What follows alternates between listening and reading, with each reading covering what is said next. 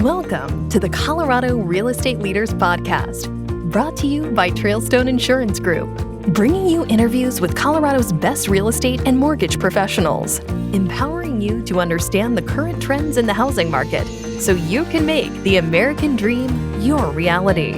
Enjoy today's episode. Well, it's a great day in Colorado, and welcome to the Colorado Real Estate Leaders Podcast. Today we have with us Jamie Patrick, who's a realtor with Team Patrick of the Fox Group Compass. Jamie, welcome to the program. Thank you. It's a pleasure to be here. Yeah, happy to have you and looking forward to learning from you, because that's what it's all about, isn't it? When we talk to people in business, let's learn from people's experiences, their outlooks, and just see what we can pick up from even just market stats. So I'm excited to learn from you. Give us a little bit of your background and what got you into the real estate industry in the first place. Yeah, so I've worked in a multiplicity of different environments. For the last 5 years, it's been real estate. Honestly, when we moved to Colorado, I just fell in love with everything real estate. I've always loved home design and looking for houses, but there are some unique things about being a realtor that I think good realtors bring to the table. One of those is just the advocacy that comes with that, especially in a difficult market. And that's just a strength that I have. We have a couple of kids with special needs. And so having done a lot of advocacy on their behalf in the school systems and with doctors and things like that, that's just something that I've developed through the years and saw it as a gift that I could bring to the table in negotiating, and just really decided that this would be a neat area for me to serve our community, and have just really loved it. Yeah, that's a great word to use, is serve, because it's not, that low-hanging fruit in making a lot of money these days is real estate. So that's where it's how you serve people. It's how you get to know and develop long-term relationships. And that's the mindset to take. And I think that people can tell that when they work with you. If your outlook is to serve, they're going to feel that. And that's a huge thing to keep in mind, right? Yeah, definitely. Definitely. For sure. So keeping that in mind, if someone is thinking of accessing a real estate agent like yourself for selling a home or buying a home, what are some of the things that they should look for if they don't already have a relationship with a real estate agent? That's a really good question. And first of all, I would say the one thing that comes up often just in conversations with other people in this business is how important the trust factor is. So if you know somebody that's in real estate that's already a friend or someone that you've interacted with, in a different environment, kind of interviewing them maybe without them realizing, just to see how well you feel like you can trust them. I say often in every area of the real estate transaction, which there are a lot of people involved in that, they are representing you. So you want to make sure it's someone that will do that in a way that honors you and just the person that you are. There are a lot of different personalities in real estate. So I would say just that trustworthiness is important. Also just the fact that they need to be available. And there's a lot happens on the weekends and various things like that. If they're quick to respond to you, they will probably be quick to respond on your behalf, whether you're buying or selling. That's really important. Someone that's really clear in their communication. A lot of times I tell people, especially if you're a first-time home buyer, going into a transaction, it's almost like learning a new language, but it's quick, Yeah. And you need somebody that can really just communicate to you and for you in a way that's going to be really clear so that you have a lot of confidence with what you're doing. And then one other thing we talk about often, my husband and I, is just, it's really important that it's someone that's well connected. Again, there's a lot of people involved in a real estate transaction, and you coming into that process don't necessarily need to know the names of all the great lenders, and inspectors and repair people, but we curate a list that's actually really helpful. And I think just knowing that the person you're working with is super connected and has vetted the people that they're going to recommend to you can be super helpful just going into the transaction. It makes me think of something. Have you ever worked with someone who already had one of their own people that are, whatever the vendor might be, and it's just not really working out, and then you can kind of step in and advocate for them and go, look, let me make a call and I'll talk to that person and I've got a guy, that kind of thing, because all of a sudden, what a relief that would feel like for that client, right? To be that advocate for them. Yep. Absolutely. That happened actually a couple of months ago. It was some sellers that were moving out of state, and they had tried to navigate painters and cleaners and some things like that and left. And I went into the house the day they were leaving, and things were just not done in a way that would honestly honor them or the price point that they were hoping to sell their house at. So I made a few calls and was able to get somebody in even that very night to come in and do some of the painting and updating and things like that. So kind of a whatever it takes mentality. I think people sometimes think, especially in our market here in Colorado, that, it's a quick dollar, but that's not necessarily the case. Especially now, I tell everybody with reality TV and HGTV, buyers and sellers their expectation level is out the roof as far as what they should get, no matter the price point when they walk into a home. So very important that they're represented well.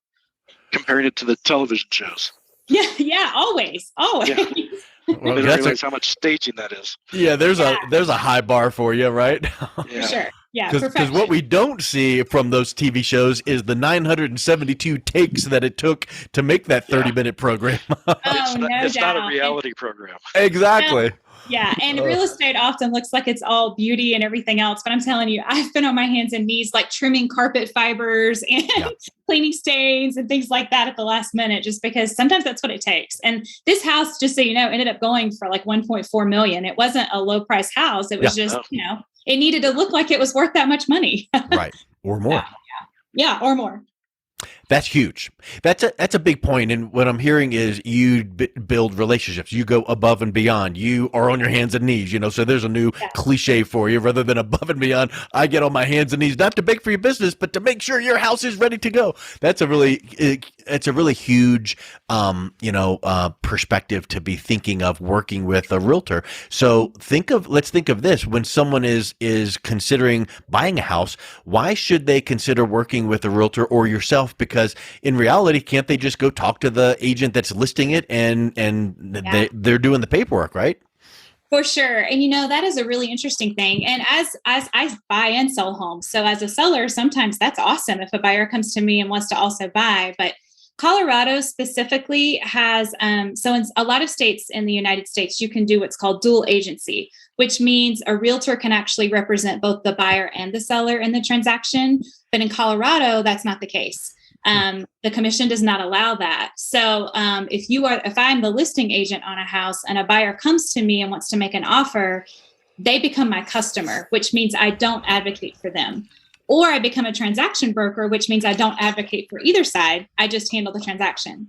And the issue with that at times, I think buyers think that it's going to save them money if they don't have a buyer's agent. But the reality is most of the time it's saving the seller money, because the seller is typically in Colorado the one that pays that commission fee at closing. So that's a little bit of a difficult conversation to have with someone in the moment, especially if they're coming to me and I'm the listing agent and they want to buy. Yeah. But it's very important that they're clear about why and what's happening in that moment, because it's not really going to save them money. Also with new builds, a lot of times people don't think they need a realtor with a new build, but I'll just say having a realtor that understands upgrades and some of the charges that builders build into their fees, and knowing how to navigate again and advocate in those situations is really helpful. And just so the people listening know, those builders are required to work into their fees buyer's agency fees. So if you go directly to a builder and purchase a home, they pocket that money. They don't give it back to you because you didn't use a realtor. So that money is built in. And I think a lot of times buyers don't understand that. Yeah, I had that firsthand experience, and my realtor totally helped me and saved me some heartache there. So really important. And I'll say too, the advocacy piece. We actually have two different individuals under contract right now. One, first-time home buyers. The others are buying their home for retirement. And navigating both of those situations at the same time has been really interesting. First-time home buyers come into this and they really don't, they've never done this before. And that's totally fine. So we're finding ourselves being big-time educators, also just kind of holding their hand throughout the whole process. And that's one thing that good realtors really do well. And taking them from, getting pre-qualified all the way to the closing table is really an educational process. Then the ones that we have right now that are in contract that are retiring, they know what they want. So instead of holding their hand, we're actually coming behind them and trying to help do all the things that they know they want and make sure everything's in place so that they're super confident about this probably last purchase that they'll ever make. And again, you cannot understate the importance of buying a home. That is one of the biggest financial decisions you'll ever make. And we take that really seriously. And I think that's just important too. Again, looking for a realtor, it's not necessarily somebody that's looking to make a fast buck, but somebody that really takes seriously the transaction itself and honors you. That's a huge point. And I think the big takeaway there is if you are looking to buy a home, the buyer's fees are all paid for by the seller. So as a buyer, utilize your knowledge and advocacy and expertise and connections and all of the guidance that you have. It doesn't cost you anything. And so it's just leaving money on the table for yourself, because if like in the case of the builder, it's factored in anyway. You may as well avail yourself of that expertise. Yes. I tell people that often. So what about sellers? I know you work with buyers and sellers. So what are some of the challenges sellers face, in the market as it shifts? I mean, like if we were to name today's date, today's market is this way, but in 2 months it's going to change, or 2 months ago it was different. So the market is ever shifting. So what are some of the challenges that sellers face in any market in reality? Yeah, I think, and it is interesting you said that, because the one thing that's for certain in the market is that it's always shifting. Yep. Colorado, though, even right now with the interest rates where they are, is still a really strong seller's market. There's just way more buyers than there are sellers because Colorado is a wonderful place to live. I will say, though, one of the challenges, and this is probably funny because you would think it would be financial, but the biggest challenge I think that I face, and most people do with sellers, is they are very personally attached to the home that they've lived in, if it's their primary residence, and trying to help them make their house not look like it's theirs anymore before they sell it is really hard. I think a lot of people are personally attached to their furniture or the things they have on the wall. And the truth is, I tell them often, you're moving anyway. So it's okay, like pack up your things. Because when a buyer walks in, I've seen this happen. They'll walk into a house that's beautiful, but it has the family's pictures on the wall and all their favorite things out on the counter. And they immediately feel like they're intruding when they walk in. It's a beautiful house, but this doesn't feel like it could be mine because I don't have furniture like this. And this is not my family on the wall. And so removing those personal effects. And honestly, again, that trustworthiness of the realtor that you have is important because they can walk you through that, but really trusting them to help you know what things need to go, what things need to stay. And also maybe you need to invest some money in a few areas in your home. And you may say, well, this kitchen's been great for me for 20 years. But again, if you want top dollar for your house, you're better off listening to the person that does this often, who can walk you through some upgrades that might help you sell your house for even more money. The return on investment often is well beyond what you will invest in that moment just to get your house ready to sell. That's a huge point, because to recap a couple of those points is like you've been living in that house 20 years and it's what you feel is comfortable. And, you would never buy a house with walls this color. But right now, that's what that color is, what is selling, or that color is what, or this.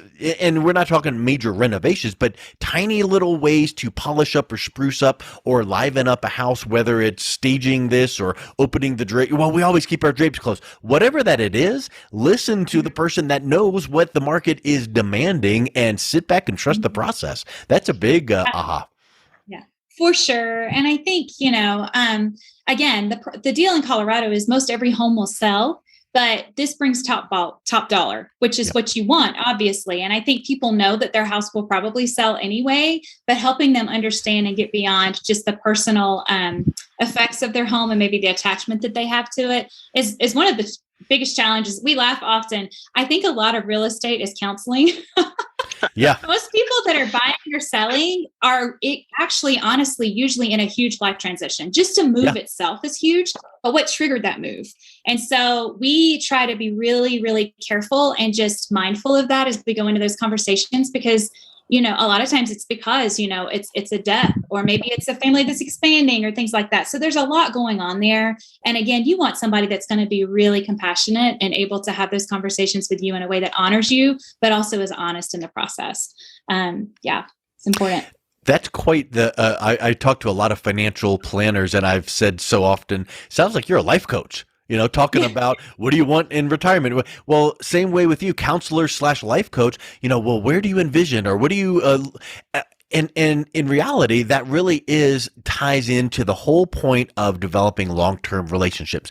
If you were a realtor that treated someone like a number and just wanted to get the house sold or get the buyer in, they're going to feel that. But if you are being cognizant of the things you had mentioned, and that's going to lay the foundation for building a long-term relationship.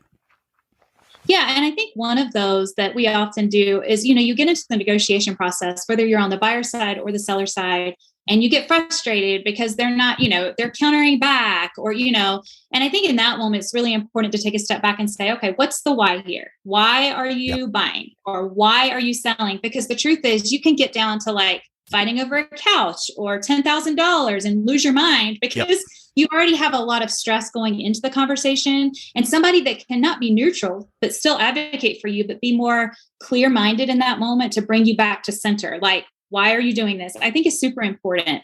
And really another benefit, I think, to having someone else involved in the transaction that can kind of walk you through it. Yeah, that's a great point, because I'm sure you've probably had times where you did that and they're like, yeah, you're right. Yeah. The reality is I'm like, this is like, I had some buyers a few months ago and they were standing, it was a great house. And I could tell when they walked in, it was probably going to be the one, but they got in the great room and they were like, oh, we don't think our couch is going to fit here. And I'm thinking, you're talking about a $600,000 house and you're considering not buying it because your couch won't fit, Yeah. And I kind of carefully said that because the reality is they were getting very, focused on the minute details. And I'm like, okay, big picture here. The location's right. The price is right. Anyway, we could buy a $1,500 couch and make it work. Yeah, exactly. So did they buy? Yeah, they did. They did. Awesome. And they went through the process and they got a new couch. Right. That's a really good point. That's really excellent. Focus on the bigger picture. Make sure you keep that in mind, but don't neglect the details, because we have to be detail oriented. Just don't make the little things the big things. Exactly. And I think that's why having someone else in the room is helpful. Yeah, I mean, it's like, wasn't there a book back in the day, Don't Sweat the Small Stuff because it's all small something like that. It's like, something that it really does make a lot of sense. Like, don't get so distracted over, in this case, the couch, because look at everything else. Oh yeah, you're right. Yeah, but if we let ourselves, we'll obsess over that couch thing or whatever that is, and then we'll get confused and move on. So here comes, you're putting on your counselor hat and you're like, okay, but remember the things you had said that you wanted? Oh yeah, the location. Oh, the price range. All of that is in place. So that's awesome that you have such a long-standing experience in the industry that you can kind of keep people pointed to true north. That's awesome. So we talked about, all the benefits of working with yourself as a realtor, your experience, your team, the way that you approach people, buyers and sellers. So I guess at this point, Jamie, if someone is listening to this going, wow, I want to at least get to know you a little bit more, what's the best way they can reach out and connect with you?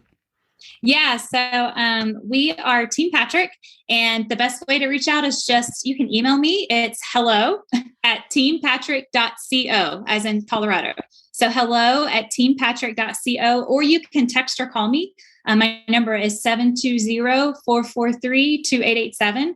And I would love to have a conversation with you. We say, our relationships go well beyond just the transaction. We hope to make lifelong friends in the process, and we'd just love to meet you if you're interested in having a conversation.